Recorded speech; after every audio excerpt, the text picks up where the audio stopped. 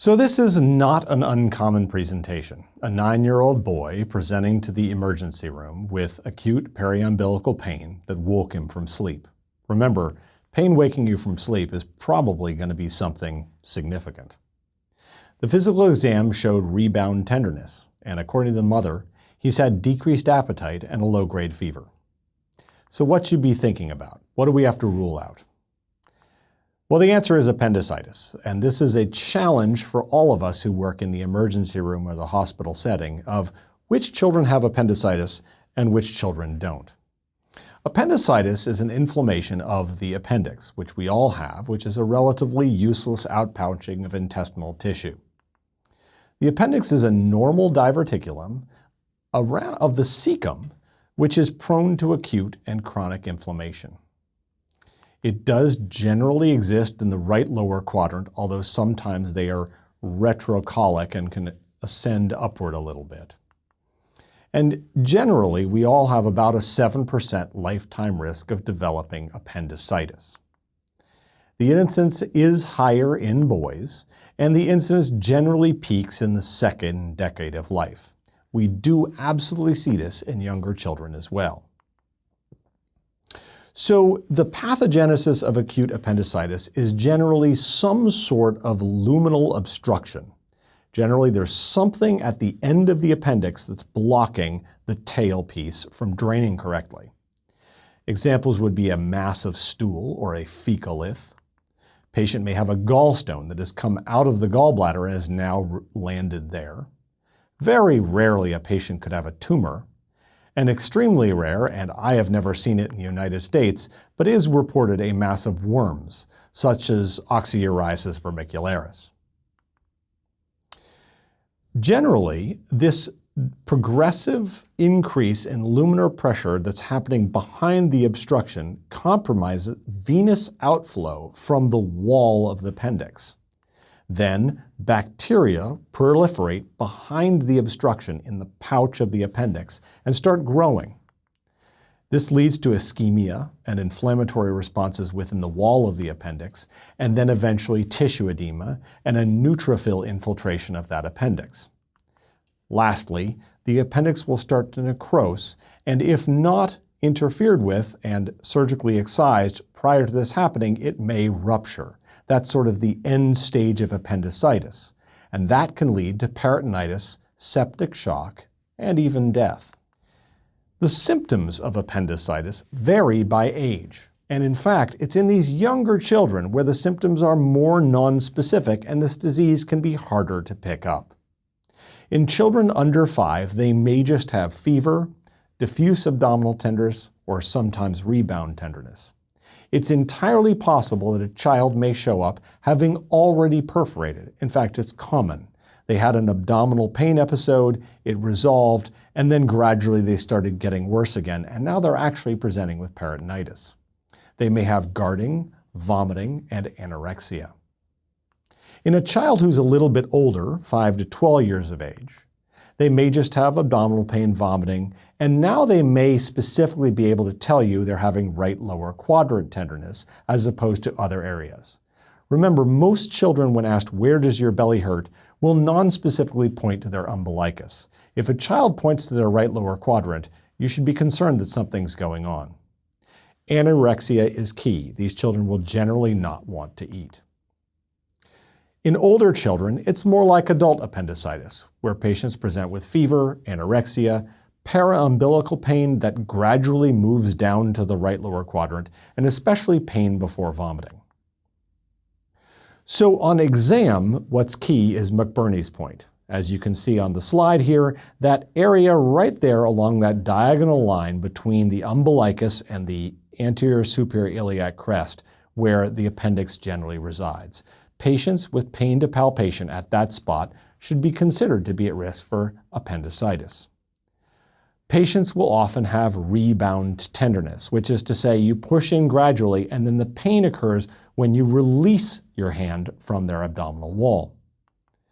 Likewise, remember that pain is generally located down in the right lower quadrant, but starts periumbilical. There are some key physical exam findings which are specific to appendicitis. One is Rovsing sign, which is right lower quadrant pain when palpating in the left lower quadrant. Another is the Sois sign, which is right lower quadrant pain and tenderness when the right leg is extended while applying counter resistance to the right hip. Another is the obturator sign. This is right lower quadrant pain or tenderness on passive internal rotation of the right hip. So the patient is relaxed, you internally rotate the right hip, and they have right lower quadrant pain or tenderness. Complications of appendicitis are not uncommon, especially in younger children who are more likely to be delayed when they make their diagnosis. So perforation is probably our most likely complication where the appendix perforates because of a delay in diagnosis. Thrombophlebitis of the portal vein is possible, a sort of reactive phlebitis. Again, liver abscesses can occur generally as a result of the perforation having occurred and a seeding of bacteria through the intra-abdominal compartment. This can also result in bacteremia, shock, and death. When we see a patient where we suspect appendicitis, typically we will get some blood tests. Those blood tests may help nudge you in one direction or another, but we have to remember that it is entirely possible to have appendicitis and a completely normal laboratory profile. Typically, children with appendicitis have a slightly higher white blood count. It's not usually super high, like 30. It's usually something around the lines of 15, 18.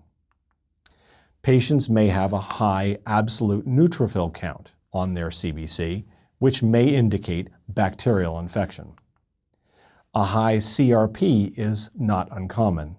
The CRP is perhaps a better test than the erythrocyte sedimentation rate because it's more temporally associated with inflammation. Sed rate takes a while to raise up, maybe even a week. CRP will react very quickly. The urinalysis is commonly obtained in children with suspected appendicitis for two reasons. First, it is entirely possible for a child with appendicitis to have a sterile pleocytosis. This is indicative that there's a problem. Or perhaps this patient has simply pyelonephritis, which is on your differential diagnosis, and you're looking for evidence of a urinary tract infection. Remember that in that right lower quadrant, there are other structures, and especially in your adolescent women or young girls, there is the ovary, there is the fallopian tube. Sometimes women may have a fallopian tubal pregnancy or a cyst in the ovary or other problems along those lines. And certainly in any girl with abdominal pain and vomiting, we have to consider pregnancy as a possibility. So a pregnancy test is important for adolescent girls who are presenting with suspected appendicitis. The hallmark for a diagnosis is imaging. And the best image to get by far is the ultrasound. We've moved away from other more harmful imaging processes like the CT scan. And the reason for that is to try to limit radiation exposure. Remember that the ovaries are right next to the appendicitis, and ovarian exposure to radiation is bad in terms of preventing ovarian cancer down the road. So generally we'll start with an ultrasound in these children. Most centers have now moved in children towards ultrasound as the primary imaging modality. If the ultrasound image is difficult to obtain, or if we can't see the appendicitis or find the appendix with an ultrasound, we may move on to another test such as an MRI. And our techniques are getting better with MRI so that for older children, they're generally able to hold still for the duration of the procedure.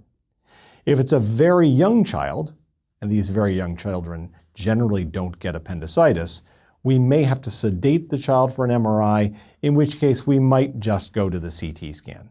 But generally speaking, in these younger children, the ultrasound is actually much easier to get. So first line is ultrasound. If that's not working, MRI. Try to avoid the CAT scan. Treatment is through surgical removal. So the surgeon should be consulted immediately whenever you suspect an appendicitis. It's key to provide pain therapy for patients who have an appendicitis. So we will often give them narcotics because we know that they're likely to recover relatively quickly. Hydration is of course important, and we'll generally place IVs in these children and provide them IV hydration because they generally have anorexia and don't wish to eat or drink. Plus, they generally have to be NPO status for the planned surgery.